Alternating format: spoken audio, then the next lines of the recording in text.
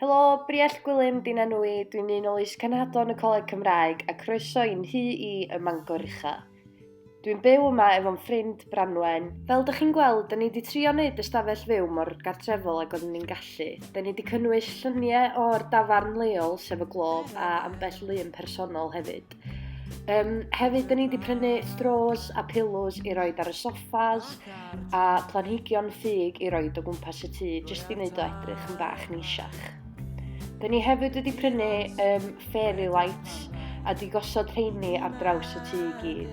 Yn y gegin, da ni'n dueddol o goginio hefo'n gilydd oherwydd mae'n haws coginio pryd i ddwy na dim ond i un person. Fel dych chi'n gweld, mae gennym ni ddigon o le i gadw bob dim, mae gennym ni oergell a'r rhewgell a mae gennym ni yn amlwg yr stof. Symud ymlaen rwan, mae gennym ni beiriant sgolchi sy'n handi ofnadwy. Yn yr ystafell folchi mae gennym ni doilet, sinc a bath a cawod hefyd. Hon di'n pedwaredd blwyddyn ni yma Mangor, nath ni fyw yn JMJ am 2 blynedd, wedyn mewn tŷ stiwdant llynedd a symud un llai eleni. Trydydd aelod o'n tŷ ni ydy Harry Styles, y carbod cutout. Mae'r tŷ yn un 3 llawr, dwi'n byw ar y llawr cyntaf a mae Branwen yn byw yn yr ystafell yn yr atig. Felly dyma ni fewn i'n stafell i rwan. Dwi wedi trio eto dod â dipyn o bethau cartrefol i fewn i'r stafell, dipyn o lyniau, dipyn o atgofion o adre, a gwneud yn siŵr bod y stafell yn edrych reit neis so bod fi'n mwynhau bod ynddi. Da ni'n lwcus ofnadwy bod yna ddigon o le i gadw dillad, gan yn bod ni yn ferched sy'n licio siopa. Hefyd, mae gennym ni'n 2 ddesg yr un mwyn gallu cwblhau gwaith prifysgol. Da ni hefyd wedi prynu drych full length a i osod o ar y landing.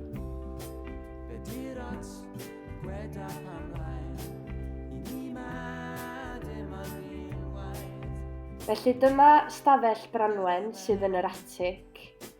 Mae hi hefyd fatha fi wedi dod â nifer o lyniau o adre a atgofion i drio wneud y stafell mor neis a posib. Yn dilyn canllawiau'r llywodraeth, da ni wedi creu bybl efo'n ffrindiau sy'n byw mewn tŷ ar draws y ffordd. Pan da ni'n mynd i siopa, da ni'n gwisgo masgiau ac yn sicrhau yn bod ni'n golchi dwylo. Rydym hefyd tra mynd i dafarndai lleol a bwytai lleol yn ceisio cadw pellter cymdeithasol.